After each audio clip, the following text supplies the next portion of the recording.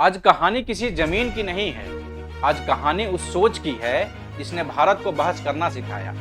ये वही धरती है जहां सवाल पूछे गए, जहां परंपराओं पर बहस हुई, जहां सुधार और विरोध साथ साथ चलते रहे। राजा राम मोहन राय यहीं से आए, स्वामी विवेकानंद की आवाज भी यहीं गूंजी, नेताजी सुभाष चंद्र बोस ने यहीं से आजादी का एक मतलब दिया और रविंद्रनाथ टैगोर ने इसी मिट्टी से भारत को राष्ट्रगान दिया। बंगाल कभी चुप नहीं रहा। बंगाल ने हमेशा बोला, कभी किताबों में बोला तो कभी सड़कों पर बोला। और फिर आया 15 अगस्त 1947।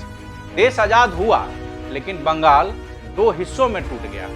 जिस बंगाल ने वंदे मातरम दिया था, उसी बंगाल को दुनिया ने दो हिस्सों में बंटते देखा।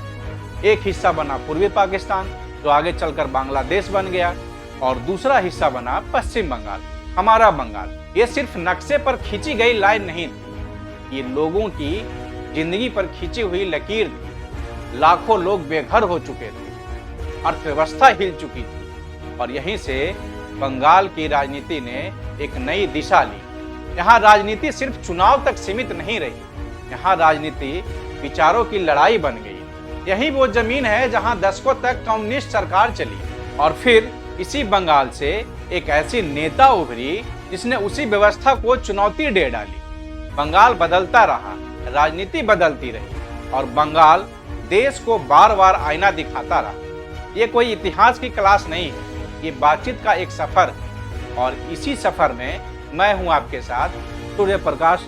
कहानी में हम समझने की कोशिश करेंगे कि बंगाल जैसा है वो बना कैसे, बंगाल आज दिखता है वो कल कैसा था। तो चलिए शुरू करते हैं द बंगाल चैप्टर।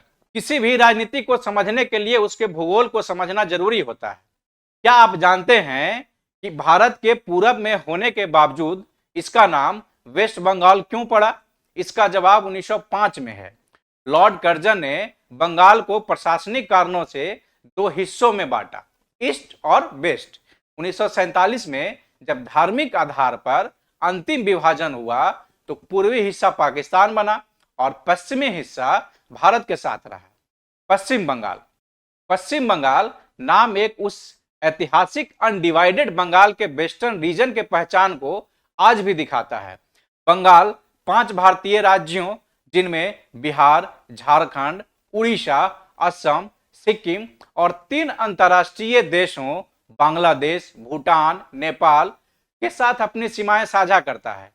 ये भारत का एकमात्र राज्य है जिसके पास एक तरफ शंकु और भव्य हिमालय की चोटियां हैं, तो दूसरी तरफ बंगाल की खाड़ी से मिलती विशाल तट रेखा। और इसी भूगोल में है वो नाजुक धमनी जिस पर पूरे उत्तर भारत की जान टिकी हुई होती है। हम बात कर रहे हैं चिकन नेक की, जमीन की वह संकरी पट्टी जिसकी चौड़ाई कहीं कहीं मात्र 22 किलोमीटर है। इसे ही सिल्लीगुड़ी कॉरिडोर या महानंदा कॉरिडोर भी कहा जाता है। ये वो कॉरिडोर है जहां जरा सी स्थिरता पूरे नॉर्थ ईस्ट को बाकी भारत से काट सकती है। उत्तर में भारत और भूटान को जोड़ने वाली बुक्सा पास भी यहीं स्थित है, और जो व्यापार और सुरक्षा की दृष्टि से अत्यंत महत्वपूर्ण माना जाता है। बहरहाल अब राजनीति की चर्चा करते हैं। 1947 के बाद जब देश आजाद हुआ तो प्रफुल्ल चंद्र घोष पश्चिम बंगाल के पहले प्रीमियम बने।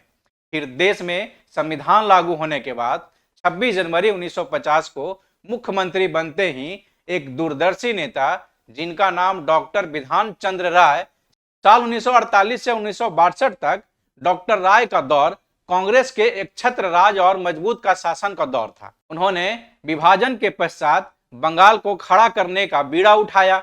ये बंगाल को एक आधुनिक और औद्योगिक राज्य बनाना चाहते थे। उन्होंने दमदम, दुर्गापुर, कल्याणी और विधाननगर, सॉल्ट लेक जैसे नए नियोजित शहरों की नींव रखी। आज जो ढांचा हमें दिखाई देता है उसकी बुनियाद डॉक्टर राय ने रखी थी, लेकिन इस सुनहरे दौर के नीचे एक दूसरा बंगाल भी धधक रहा था। डॉक्टर राय के विजन के दूसरे हिस्से में विशाल चुनौतियां भी थी। पूर्वी पाकिस्तान से आने वाले लाखों शरणार्थियों का सैलाब, उनके पुनर्वास और भोजन की व्यवस्था करना सरकार के लिए सबसे बड़ा बोझ बन गया था। दूसरी ओर 50 और 60 के दशक में लगातार फूड क्राइसिस और कालाबाजारी ग्रामीण गरीब को पूरी तरह प्रभावित किया।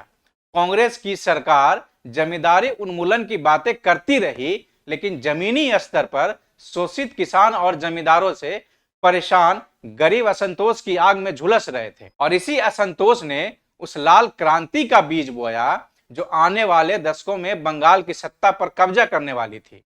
1967 में दार्जिलिंग के तराई क्षेत्र में नक्सलबाड़ी गांव के एक किसान विद्रोह भड़का।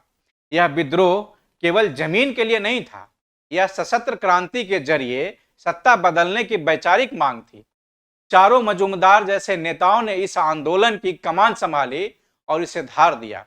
डॉक्टर राय के जाने के बाद कांग्रेस की पकड़ ढीली होती गई और बंगाल की राजनीति एक वैचारिक युद्ध का मैदान बन गया। कम्युनिस्ट पार्टी ऑफ इंडिया मार्क्सवादी के नेतृत्व में वाम मोर्चा सत्ता में आया। जब ज्योति बसु मुख्यमंत्री बने और 34 वर्षों तक शासन चलाते।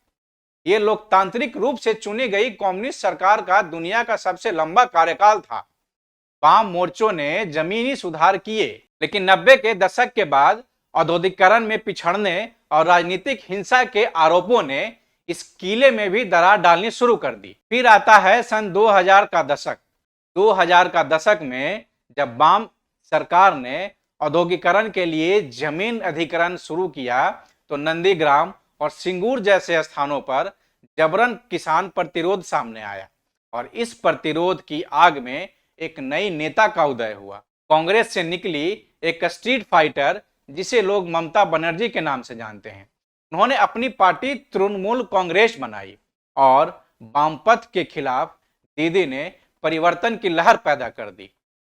2011 में 34 साल के बाद ममता बनर्जी ने वाम दलों के अवैध किलों को ढा दिया। यह बंगाल की राजनीति का तीसरा निर्णायक मोड़ था। पश्चिम बंगाल की कहानी ज्ञान और हिंसा, गरीब और क्रांति, परंपरा और आधुनिकता, इन सब का अनोखा मिश्रण है। यह वो जमीन है जिसने भारत की चेतना को जगाया, लेकिन जो खुद दशकों तक वैचारिक और राजनीतिक संघर्ष में फंसी रही। आज के लिए इतना ही। मिलते हैं अगले एपिसोड में, जिसमें बंगाल चैप्टर के और परतों को खोलेंगे। यदि कहानी पसंद आए तो हमारे चैनल को सब्सक्राइब कर लीजिए, जिससे सभी किस्से कहानियां आप तक आसानी से पहुंच सके। धन्यवाद।